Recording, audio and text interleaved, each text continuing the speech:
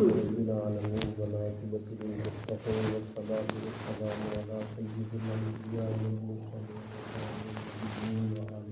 أما بعد قال النبي صلى الله تعالى عليه وسلم إنما الأعمال بالنيات أو كما قال عليه السلام.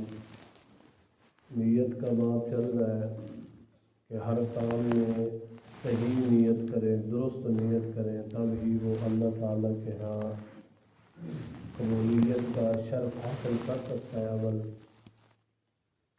آپ صلی اللہ تعالیٰ علیہ وسلم نے فرمایا کہ جب دو آدمی، دو مسلمان آپس میں لڑتے ہیں، ایک قاتل دوسرا مقتول، دونوں جہنم میں جائیں گے. قاتل اور مقتول دونوں جہنم میں جائیں گے. جب بھی دو مسلمان آپس میں لڑتے ہیں، قاتل بھی مقتول بھی کدھر جائیں گے؟ جہنم. صحابہ کرام نے عرض کیا یا رسول اللہ، چلو قاتل نے تو مقتول کو قتل کیا، وہ اس لیے جہنم میں جا رہا ہے، مقتول نے کون سا گناہ کیا؟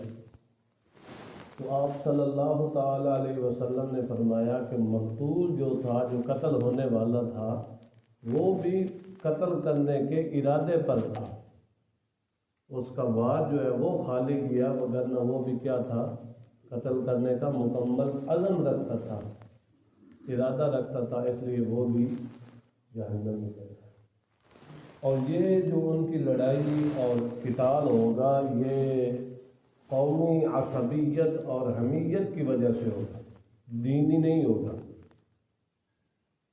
مطلب یہ ہے کہ ایک جو ہے دوسرے کو قتل کرے، اس کو ناحق سمجھتے ہوئے قتل کرے کہ میں حق پر ہوں، وہ ناحق پر ہے، اس لیے میں اس کو قتل کر رہا ہوں. نہیں، دینی نہیں ہوگا، بلکہ کیا ہوگا؟ قومی عصبیت اور حمیت کی وجہ سے ہوگا.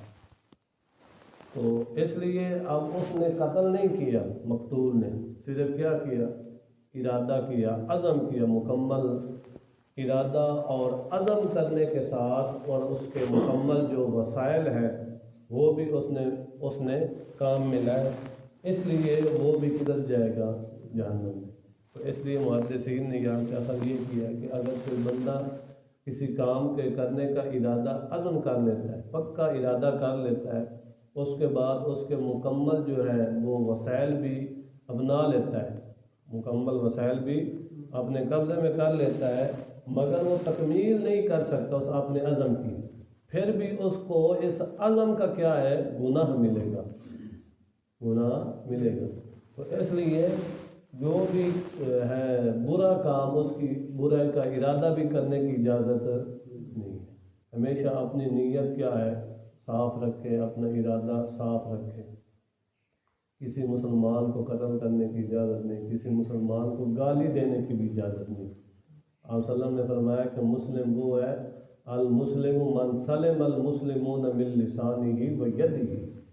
مسلمان وہ ہے جس کی زبان اور ہاتھ سے دوسرے مسلمان کیا ہو؟ محفوظ ہو. اور مومن وہ ہے جس کے شر سے مسلمانوں کی جانیں اور مال کیا ہو؟ محفوظ.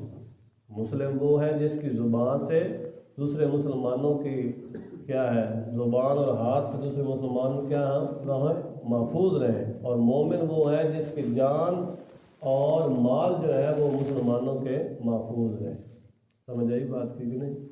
تو مسلمان کے لیے ضروری ہے کہ اپنے ارادے، نیتیں صاف رکھیں. کوئی پتہ نہیں کسی وقت بھی موت آ جائے. اللہ تعالیٰ عمل کرنے کی توفیق عطا فرمائے.